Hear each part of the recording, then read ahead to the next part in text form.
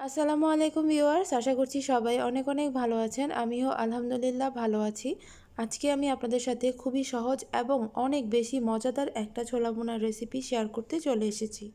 আশা করছি সবাই আমার সাথে পুরো ভিডিওটি শুরু থেকে শেষ পর্যন্ত দেখবেন।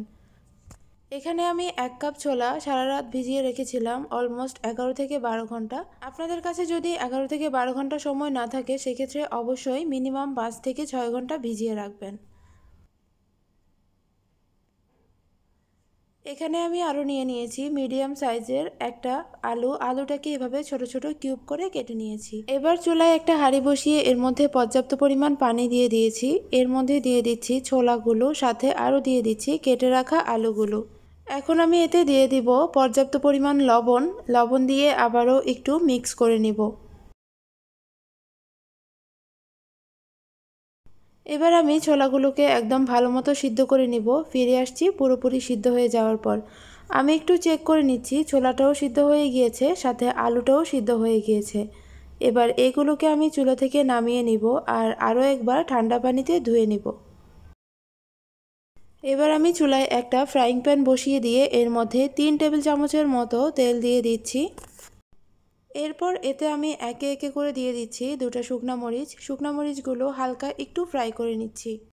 খুব বেশি ফ্রাই করে কালচে করতে যাবেন না, সামান্য একটু ফ্রাই করলেই হয়ে যাবে। এবার এতে অ্যাড করে দিচ্ছি ছোট সাইজের 2টো তেজপাতা এবং 1 টুকরো দারচিনি। এবার এইগুলোকেও আবার প্রায় 30 সেকেন্ডের মতো ফ্রাই করে নিচ্ছি।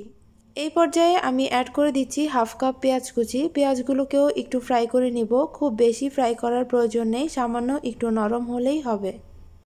এখন আমি 2 টেবিল চামচ পানি অ্যাড করে দিচ্ছি, কারণ গুঁড়া মশলাগুলো অ্যাড করব আর গুঁড়া মশলা যাতে পুড়ে না যায় সেজন্য পানি দিয়ে দিয়েছি। এখানে আছে 1/2 চামচ হলুদের গুঁড়া, 1/2 চামচ লাল মরিচের গুঁড়া এবং 1/2 চামচ ধনে গুঁড়া।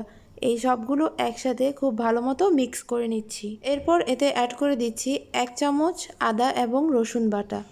এবার এগুলোকেও আবার খুব ভালো মতো নেড়েচেড়ে একটু ফ্রাই করে নিচ্ছি। প্রায় 2 মিনিট ফ্রাই করার পর এতে আমি অ্যাড করে দিচ্ছি সিদ্ধ করে রাখা ছোলা এবং আলু। এইবার আমি সবগুলো উপকরণ একসাথে খুব ভালো মতো মিক্স করে নিচ্ছি। মিক্স করা হয়ে গেলে এতে আমি অ্যাড করে দিব 1/2 কাপ পানি।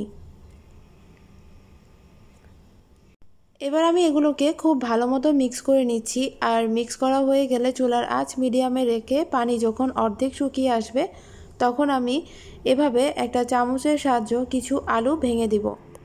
সবগুলো আলু ভাঙার প্রয়োজন নেই, কয়েকটা আলু এভাবে ভেঙে দিলে পরবর্তীতে ছোলায় আঠালো একটা টেক্সচার আসবে, যেটা পরবর্তীতে খেতে অনেক ভালো লাগবে।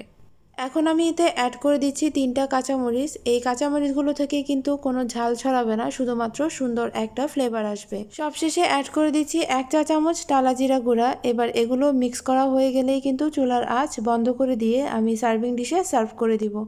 আমি সার্ভ করে দিয়েছি। সার্ভ করার সময় উপর থেকে একটু আদা কুচি আর একটু ধনিয়া পাতা কুচি দিয়ে দিয়েছি। আমি চেষ্টা করেছি সবচেয়ে কম সময়ের মধ্যে একটা পারফেক্ট ছোলা ভুনা রেসিপি আপনাদের সাথে শেয়ার করার জন্য।